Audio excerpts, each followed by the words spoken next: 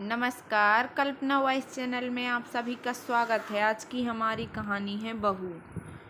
जी डांटा, हाँ उसे सभी भाई बहनों को मारने का भी अधिकार था। 7वीं कक्षा के बाद उसने स्पष्ट कह दिया कि अब वो पढ़ाई नहीं करेगी। यह बात सुनकर पहली बार आरती के पिता ने कहा, ये तुम क्या कह रही हो बेटा? अगर तुम पढ़ाई नहीं करोगी तो तुम्हारे भाई बहन भी नहीं पढ़ेंगे। शायद आरती पर उसके पिता की बात का असर हो भी जाता, मगर बीच में आरती की दादी आ गईं और कहा, बहुत हो गया, तुम तीनों बेटों को पढ़ा लो, वही बहुत है। अपनी आरती 12 बरस की हो गई है, अब बढ़िया घर बर देखकर इसका विवाह कर दो। कोने में बैठकर मसाला पीस रही आरती ने जब सुना कि दादी उसकी शादी की बात कर रही हैं तो उसे बहुत अच्छा लगा। शादी में उसने अपनी सब सखियों को बताया, अब वह भी जल्दी दुल्हन बनेगी और उसका एक अपना घर होगा। उस घर में वो अपनी दादी जैसा हुक्म चलाया करेगी। एक दिन आरती जब अपनी गली से कंचे खेलकर घर पहुंची तो उसने देखा कि उसके दूर के मामा आए हुए थे। उसने आकर उनका अभिवादन किया और बैठ गई, लेकिन तभी दादी ने उससे कहा, आरती बेटी तुम घर में जाओ, हम कुछ ज़रूरी बातें कर रहे हैं। वह चली तो गई, मगर उसे बहुत गुस्सा आया। ऐसी क्या ज़रूरी बात थी जो मेरे सामने नहीं हो सकती थी? मगर उसने ये गुस्सा अधिक देर नहीं रखा। जल्दी ही उसके भाई ने आकर बताया, दीदी अंदर तुम्हारे शादी की बात चल रही है। लड़का 10वीं में पढ़ता है और कल बाबूजी और मामा जी लड़के को देखने जाएंगे। भाई की बात सुनकर आरती खुशी थी। आज आरती की शादी है। हर समय घर में हुकूमत बनाए रखने वाली आरती की दादी आज बिल्कुल शांत है। अपने बिस्तर पर बैठकर ना जाने क्या सोच रही हैं। माँ जी, आप ऐसे शांत पड़ जाएंगी तो घर के सारे रीति रिवाज कैसे संभलेंगे? मुझे कुछ मालूम नहीं, आरती की माँ ने सास की मिन्नत करते हुए कहा। जैसे जी चाहे कर बहू, आज मुझे यूं ही रहने दे, मुझसे कुछ नहीं होगा, आरती की दादी ने धीरे से कहा। मगर फिर धीरे धीरे आंगन में आ गई। उन्हें अच्छी तरह पता था उनकी बहुओं को बहुत सी रीतियों की जानकारी नहीं है। यथावंत सी जारी सारी बातें समझाने लगी। जैसे जैसे बारात आने का समय हो रहा था, घर के सभी वयस्क सदस्य असहज होते जा रहे थे। आरती के बिना रहने की कल्पना भी सबके रोंगटे खड़े कर रही थी। आरती तो नई साड़ी पहनकर खूब खुश थी। शादी के बीच जब उसने यौवन से भरपूर गौरव वर्णी पति को देखा तो उसकी खुशी का ठिकाना ही न रहा। मुस्कुराते हुए उसने जब मानव को देखा तो हमेशा पढ़ाई से प्रेम करने वाला मानव भी प्रणय निवेदन की प्रथम अनुभूति में खो गया। आरती की तंद्रा तो तब टूटी जब हल्ला हुआ कि दादी बेहोश हो गई हैं। किसी तरह दादी को होश में लाया गया। तभी आरती के दादाजी ने आदेश दिया कि बारात जल्द से जल्द विदा किया जाए, क्योंकि रास्ता खराब है और शाम होने पर इस इलाके में लूटपाट की संभावना भी बढ़ जाती है।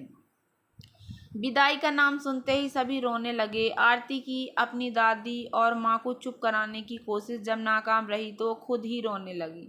सब तब तक रोते रहे जब तक रोने की शक्ति से काम किया। आरती का सबसे छोटा भाई बिट्टू अभी मात्र 4 साल का था। आरती उसे बहुत अधिक प्यार करती थी। बिट्टू को समझ में आ रहा था कि ये जो मानव महोदय आए हैं दीदी को लेने, उसी के कारण सब रो रहे हैं। बस अपनी गाड़ी में चढ़ते मानव के पास जाकर उसने 3-4 मुक्के लगा दिए। मानव ने हंसते हुए कहा, साले साहब अभी आप बहुत छोटे हैं, बड़े हो जाइए फिर बराबर की लड़ाई करेंगे। इस पर बिट्टू ने कहा, ठीक है, मगर मेरा बदला मेरी दीदी से मत लेना। कहते हुए वह भी रोने लगा और तब तक रोता रहा जब तक उसकी दीदी की गाड़ी बहुत दूर नहीं चली गई। अपने मायके से पहली बार दूर जाती आरती आज एकदम अकेली थी। उसका मन हो रहा था किसी तरह पालकी रुक जाए और वो कूद कर मायके भाग जाए। अब न उसे साड़ी अच्छी लग रही थी न गहने। उसका मन अपने पति की तरफ भी आकृष्ट नहीं होता था। उसके रोम रोम को बस माँ और दादी की चाह थी। जिस समय आरती अपने ससुराल पहुंची, सूर्य ने अपनी आभा समेटने की तैयारी शुरू कर दी थी। लेकिन उस गांव में ऐसा लगा कि सूर्य जाते हुए अपना पदभार एक 12 साल की लड़की को देते जा रहे हों। दूर दूर तक न वैसी सुंदर न कोई लड़की थी न औरत। पालकी के देव मंदिर पर रुकने से आरती के गृह प्रवेश तक महिलाएं लगातार मंगल गीत गाती रहीं। उसके बाद ढेर सारे रीति रिवाज। पिछली रात से जगी हुई आरती बिल्कुल थक गई थी। उसे अब बिल्कुल अच्छा नहीं लग रहा था। और वो मन ही मन सोच रही थी, ये पड़ोसी लोग पता नहीं कब तक जाएंगे कि मुझे सोने का मौका मिलेगा। असल में उसे किसी ने बताया ही नहीं था कि उसका ससुराल ही बहुत बड़ा है। आरती के ससुराल में उसके सास ससुर और पति के अलावा 2 चाचा ससुर, 1 चाची सास, 2 अपने देवर, 2 चचेरे देवर, 2 अपनी ननंद और 2 चचेरी ननंद थी। छोटे वाले चाचा ससुर की अभी शादी नहीं हुई थी। आरती का मन ससुराल में बिल्कुल नहीं लगता था। वह बहुत अधिक गरीबी थी। साबुन सप्ताह में 1 दिन से अधिक लगाने की छूट नहीं थी। घर की औरतें अच्छी सब्जी नहीं खा सकती थीं। घर की मालकिन आरती की मझली सास थी और मालिक छोटे वाले ससुर। इसलिए सबसे बुरी स्थिति आरती के परिवार की ही थी। आरती के ससुर सबसे बड़े होने के बावजूद घर का मालिकाना हक सबसे छोटे भाई को देकर खुश थे। उनका मानना था कि कुंवारा होने के कारण वह घर की देखभाल अच्छे ढंग से कर सकता है। लेकिन जब से आरती शादी होकर आई थी, उसके छोटे ससुर उस पर बहुत क्रोधित रहते। कारण स्पष्ट था, चाचा के कुंवारा रहते भतीजे की शादी हो गई थी। अपने क्रोध की पुष्टि के लिए ही उन्होंने अपनी भाभी से कह रखा था कि बहू को ज़्यादा प्यार करने की ज़रूरत नहीं है, वरना वो घर की बेटियों से बराबरी करने लगेगी। मानव भी अपनी पत्नी के पास बहुत कम जाता। उसकी बोर्ड की परीक्षा थी। दिन भर आरती नंदों और देवरों की फरमाइश पूरी करने में लगी रहती। हाँ, खाना बनाने से उसे मुक्ति थी, क्योंकि छोटे चाचा ससुर को शक था कि उसका बनाया खाना खाकर सब बीमार हो जाएंगे। एक दिन आरती के चाचा शहर आए तो आरती के ससुराल भी आ गए। उन्होंने देखा कि आरती बहुत दुबली सी हो गई थी। हर समय सजी सवरी रहने वाली उनकी प्यारी आरती बेटी बिल्कुल मुरझा गई थी। उसने समय पाकर उससे पूछा, क्या बात है बेटा, तुम ठीक तो हो? उसने चाचा की बात सुनकर आरती रो पड़ी और बोली, चाचा मुझे ले चलिए, यहाँ मेरा दम घुटता है। चाचा ने आरती को जल्दी आकर ले जाने का आश्वासन दिया और लौट गए। आरती रोज अपने घर से किसी के आने की राह तकती और रोज निराश होती। इसी बीच मानव ने 10वीं परीक्षा अच्छे अंक से पास कर ली। एक दिन आरती की मंझली चाची उसके पास आई और बड़े प्रेम से बोली, दुल्हन तुम तो देखती हो यह यहाँ सब दरवाजे सड़ रहे हैं ना, घर में पलंग है ना मेज कुर्सी। तुम मायके जाना तो बाबूजी से कहना, वे तो फॉरेस्ट है ना, उन्हें आराम से लकड़ी मिल जाएगी। चाची जी, मायके जाऊँ तो बोलूँ, यहाँ तो मेरे माँ बाबूजी मुझे ही भूल गए। आरती बोली, अरे तुम्हें मानव बेटा ने नहीं बताया, कल तुम्हारे बाबूजी और चाचा तुम्हें लेने आ रहे हैं। यहाँ का अगर कुछ बुरा लगा हो तो भी वहाँ मत बोलना, अब यही तुम्हारा घर है। चाची सास ने समझाते हुए कहा। आरती को अपने पति पर बहुत गुस्सा आ रहा था। गप करना तो दूर, काम की बात बताने में भी इन्हें तकलीफ है। रात में जब सबके सोने के बाद आरती अपने कमरे में गई तो उसे मानव उसका इंतजार करता हुआ मिला। उसने आरती का हाथ पकड़ कर कहा, आरती तुम वहाँ ठीक से रहना, आने की कोई जल्दबाजी मत करना। मैं जब कुछ बन जाऊँगा ना तो तुम्हें खूब अच्छे से रखूँगा। बस अभी थोड़े साल हमारे कष्ट के हैं। आरती जो न जाने कितने दिनों से मायके जाने को बेचैन थी, आज अपने पति को छोड़कर जाने के नाम से बेचैन हो उठी। सुबह से ही आरती बहुत खुश थी। उसने अपना सारा सामान सजा लिया था। वह घर का सारा काम करती जाती और दरवाज़ा देखती जाती। तभी उसकी सास उसके पास आई और बोली, बेटा तुम अपने गहने और सभी महंगे कपड़े मेरे पास रख जाना, रास्ता बहुत खराब है, जब आओगी तब ले लेना। अपने मायके जाने की खुशी में आरती ने अपने सारे जेवर अपनी सास को दे दिए। इसके बावजूद आरती बहुत सुंदर लग रही थी। जब काफ़ी देर तक मायके से कोई नहीं आया तो आरती मायूस हो गई और बर्तन धोने चल दी। तभी आरती के सबसे छोटे देवर ने आकर कहा, भाभी आपके पापा और चाचा आ गए हैं। देवर के मुंह से बाबूजी की आने की खबर सुनकर पहले तो आरती बर्तन छोड़कर दौड़ पड़ी, मगर फिर वो पीछे पलटकर, आखिर ससुराल में दौड़ता कौन है भला। अब वो अपने बुलावे की प्रतीक्षा करने लगी। थोड़ी देर बाद स्वयं मानव आरती के पास आया और उसे एक कागज़ पकड़ाते हुए बोली, आरती ये मेरे दोस्त के घर का पता है, तुम इसी पते पर चिट्ठी लिखोगी ना? आरती ने बिना कुछ कहे कागज़ का वह टुकड़ा अपनी साड़ी में बांध लिया। पति पत्नी में एक दूसरे की गीली आंखों को देखने की हिम्मत नहीं थी। मानव जल्दी से ससुर के पास जाकर बैठ गया। मायके आने के बाद आरती ने अपने ससुराल के बारे में माँ और दादी को सब बातें बताईं, लेकिन अपने पिता से न उसने आते वक्त बात की और ना ही आने के बाद। पहले तो महेश जी ने सोचा कि वो माँ और दादी से बात करने में व्यस्त हैं, इसलिए उसने बात नहीं कर रही। लेकिन जब आरती ने काफ़ी देर तक अपने पिता से बात नहीं की तो उन्होंने पूछा कि ससुराल कैसा है बेटा। उनके पूछते ही आरती बुरी तरह गुस्सा गई और बोली, पिताजी आपने क्या सोचकर मेरी शादी उस घर में कर दी जहाँ लोग हर दर्जे के कंजूस हैं और छोटी सोच रखने वाले। वहाँ घर की बहुओं को क्या बेटियों तक को अच्छा खाना नसीब नहीं है। साबुन तक तो 2 हिस्सों में काट कर उपयोग किया जाता है। उन सब के बीच मेरे साथ तो और भी अधिक भेदभाव किया जाता है। चलते समय तक भी मेरी मझली सास ने घर के फर्नीचर के लिए लकड़ी भिजवाने को कहा है, क्योंकि आप फॉरेस्ट अफसर हैं। ठीक है बेटा, जब तक मेहमान कुछ बन नहीं जाते यह परेशानी तब तक की ही, उसके बाद सब ठीक हो जाएगा।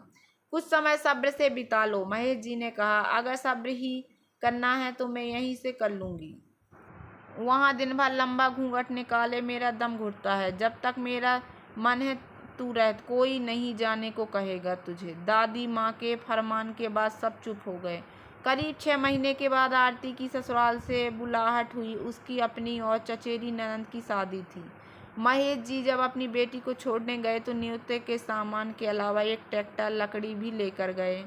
वहाँ इस बार आरती का बहुत स्वागत किया गया। तिलक में जब आरती ने अपनी सास से अपने गहने मांगे तो सास ने यह कहते हुए हंसकर बात टाल दी कि मैंने तो तुम्हें हीरा दिया है और तुम सोने के गहने मांग रही हो। लेकिन उनकी इन बातों का अर्थ शादी वाले दिन आरती की समझ में आया। उसने देखा कि उसकी ननद ने सारे गहने उसके बाले ही पहने हुए हैं। आरती तुरंत अपनी सास के पास गई और पूछा कि माँ जी, सुहानी दी ने मेरे पापा के दिए हुए सारे गहने क्यों पहन रखे हैं। इसके जवाब में आरती की सास ने बहुत सहजता के साथ कहा कि उनके यहाँ का यही रिवाज है कि कुंवारी ननद को ही शादी में अपनी भाभी की सारी सामग्री मिलती है। माँ जी, यदि आपको देना ही था तो आप मेरे बाकी सामान दे देती, लेकिन गहने तो स्त्री धन होते हैं ना। आरती ने एक बार फिर अपनी सास का विरोध करते हुए कहा। आरती के इस बात का कोई जवाब दिए बिना सास अपने काम में लग गई। अपने पति के भी कामों में व्यस्त होता देखकर आरती दुखी होकर रह गई और पूरी शादी रोती रही। विदाई के बाद आरती ने अपने पति को सारी बातें बताईं। उसकी बात की जवाब में मानव ने केवल इतना ही कहा, मैं फिर वही बात दोहराता हूँ आरती, मैं जब नौकरी करने लगूंगा तो तुम्हें एक एक के बदले 3-3 गहने दिलवा दूंगा। तब तक धीरज रखो, यह घर तुम्हारा भी है। परिवार के हिसाब से आमद कम है, घर की इज्जत हम सबको मिलजुल कर ही रखनी है। कुछ दिन के बाद मानव के छोटे चाचा एक लड़की से शादी करके ले आए। कुछ दिन तक तो उन दोनों ने किसी से बात नहीं की, मगर धीरे धीरे सब सामान्य हो गया। अभी भी धन के मालिक छोटे चाचा और घर की मालकिन मंझली चाची ही थी। धीरे धीरे सभी ननंद और देवरों की शादी भी हो गई, लेकिन किसी भी देवरानी ने अपनी ननंद को गहने नहीं दिए। आरती धीरज रखकर बड़ी होती रही। 8 महीने मायके और 4 महीने ससुराल रहकर जब मानव ने इंटर कर लिया तो उसके छोटे चाचा ने कहा कि घर का बोझ हल्का करने के लिए तुम छोटी मोटी कोई नौकरी कर लो। तब पहली बार आरती के पिता ने इस बात में दखल दी और कहा कि वे अपने दामाद को आगे पढ़ाएंगे। फिर उन्होंने मानव को एमए और कानून पढ़ाया। अभी तक आरती एक बेटी और एक बेटे की मां बन चुकी थी। मानव और आरती ने उनका नाम रिया और राज रखा था। रिया के जन्म के कुछ दिन बाद मानव की बिजली विभाग में क्लर्क की नौकरी लग गई।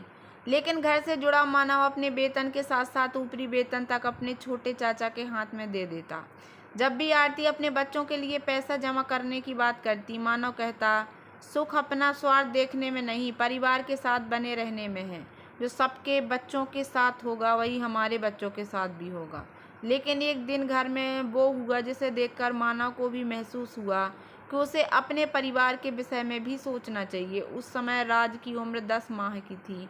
आरती को पोषक आहार नहीं मिलने के कारण उसके दूध से बच्चे का पेट नहीं भरता और वो हमेशा रोता रहता। इसलिए एक दिन आरती ने अपनी मंझली सास से कहा कि चाची, आप मुझे बाबू को पिलाने के लिए थोड़ा सा दूध दे दिया कीजिए। लेकिन सास ने यह कहकर साफ मना कर दिया कि दूध, चाय और तुम्हारे तीनों ससुर के अलावा बचता ही नहीं। उसी रात आरती ने देखा कि छोटे ससुर का 1 साल का बेटा घर के सबसे बड़े गिलास से दूध पी रहा है।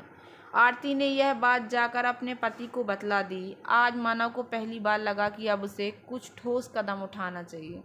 अगली सुबह मानव ने अपने छोटे चाचा को जाकर सपाट शब्दों में कह दिया, अब मैं अपना वेतन तो पूर्व की तरह आपको दूंगा, मगर मेरी जो भी ऊपरी आमदनी होगी उस पर आरती का अधिकार होगा। आज अगर उसके पिता ने मुझे पढ़ाया ना होता तो मैं शायद नौकरी भी नहीं कर पाता। माँ ने आरती के गहने भी लेकर सुहानी को दे दिए और अब हमारे बेटे को भी भूखा रखा जा रहा है। मैं नौकरी किसके लिए कर रहा हूँ? आज तक मानव ने अपने किसी भी बड़ों से तेज आवाज में बात तक नहीं की थी, मगर कल रात में जब से आरती ने घर के लोगों के उसके बाबू के प्रति दुर्भाव की बात बताई थी, तभी से मानव बहुत विचलित हो उठा था। आज किसी के पास मानव की बात का कोई जवाब नहीं था। अब आरती अपने दोनों बच्चों को अच्छे से रखने लगी। करीब 1-1.5 साल आरती बहुत अच्छे से रही। उसकी 3 सास और छोटी सास हमेशा आरती से अच्छे से बात करती और आरती भी उनके लिए कुछ न कुछ खरीदा करती। केवल मझली सास उससे अधिक बातें न करती। छोटी वाली सास का भी गोना नहीं हुआ था। एक दिन आरती को पता चला कि वह फिर से गर्भवती है, इसलिए पिछले दोनों बार की तरह इस बार भी वह मायके चली गई। कुछ महीनों बाद आरती ने जुड़वा बच्चों को जन्म दिया। उसमें बड़ी वाली लड़की थी और छोटा लड़का। जब बच्चे कुछ महीनों के हो गए तो आरती अपने ससुराल आ गई। इतने दिनों तक छोटे वाले ससुर के पास फिर मानव अपने सारे पैसे रखने लगा था। जब छोटे वाले ससुर ने आरती को देखा तो फिर उसका मुंह बन गया। वे सोचने लगे, अब वो तो पैसे की उम्मीद ही बेकार है। वे अपने नौकरी पेशा वाले भतीजे पर पूर्ण नियंत्रण चाहते थे। एक दिन मानव कार्यालय के काम से राजधानी गया हुआ था। तभी एक दिन मौका देखकर छोटे चाचा ने आरती को अनाप शनाप बोलना शुरू कर दिया।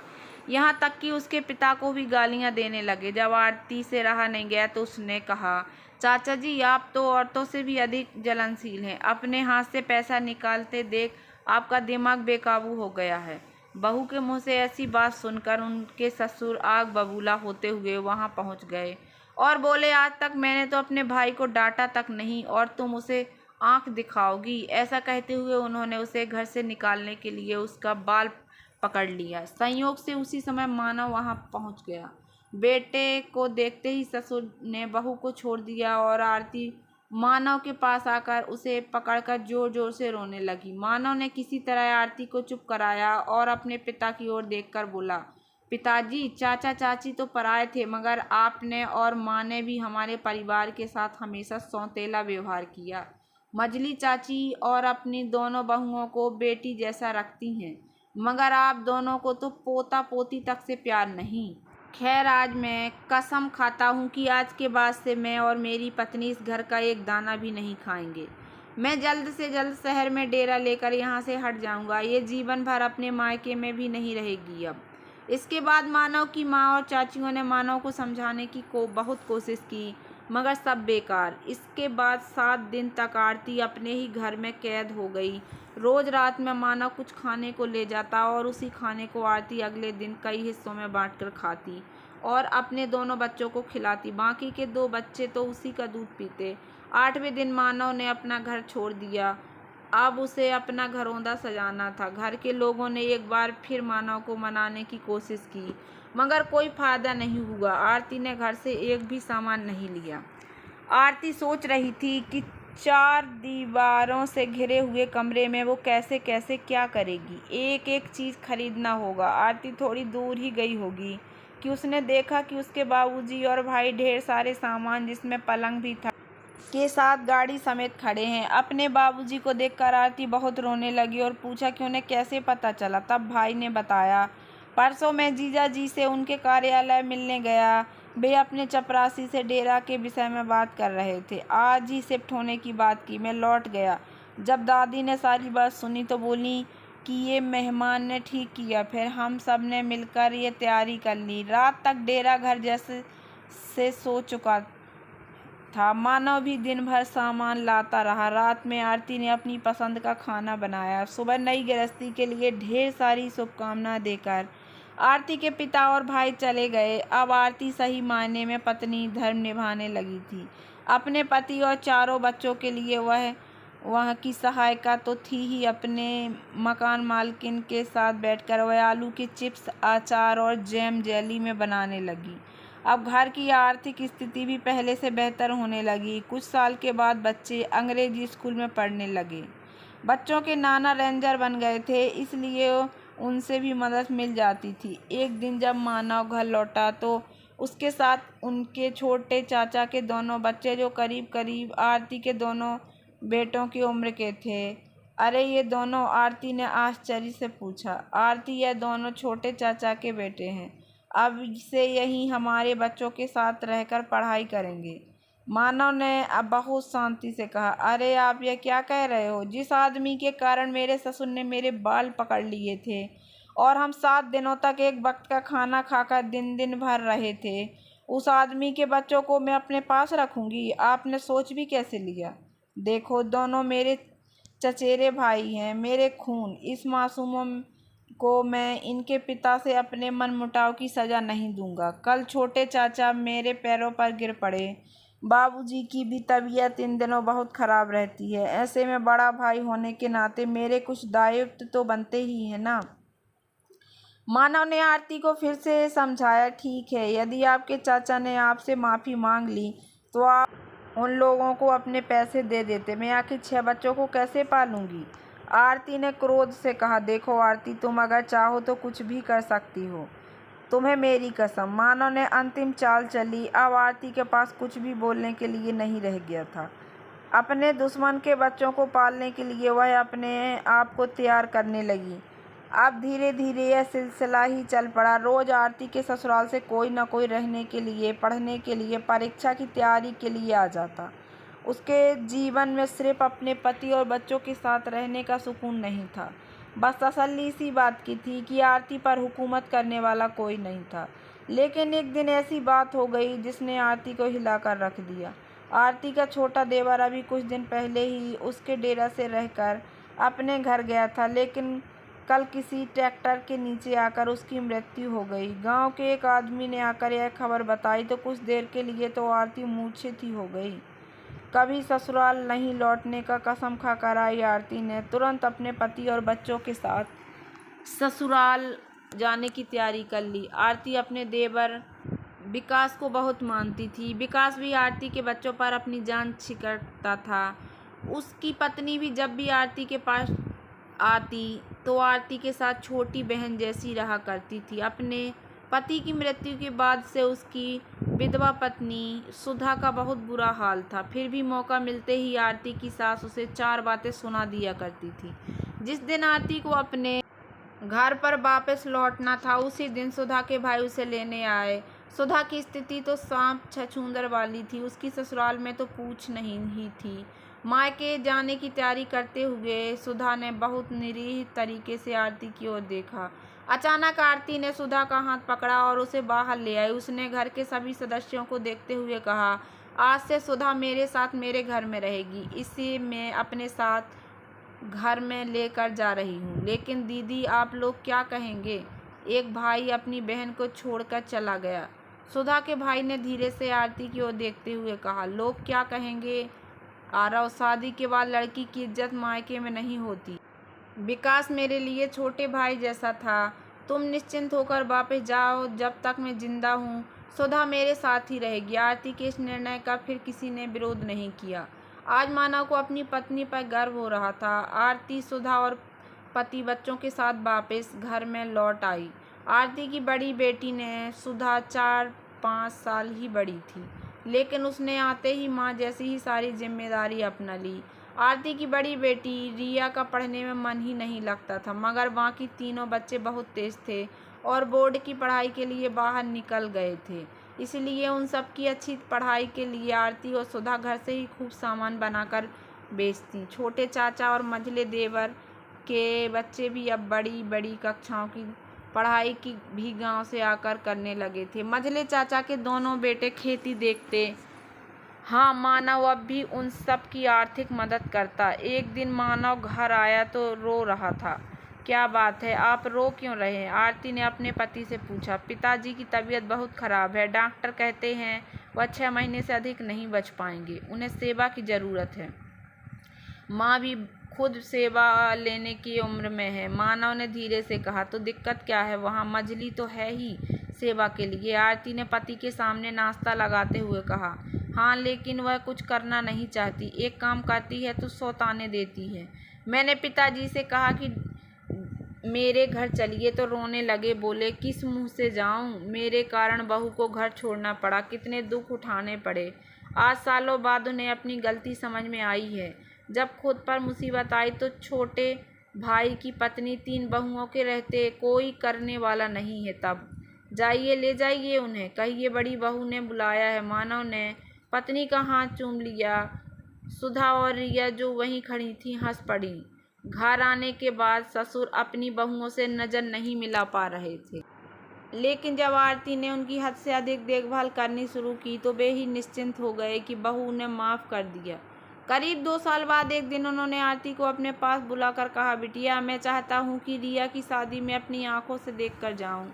बस यही मेरी अंतिम इच्छा है। अपने ससुर की इच्छा रखने के लिए आरती ने अगले ही लगन में अपनी बेटी रिया की शादी तय कर दी। शादी के 2 दिन पहले सारे विधि के बीच आरती ने बताया कि रिया का कन्यादान सुधा करेगी। सुधा, ये क्या कह रही हो बड़ी बहू? अपनी बड़ी बेटी का कन्यादान एक विधवा के हाथों? शब्द भले ही आरती की सास के थे, लेकिन प्रश्न घर के सभी सदस्यों का था।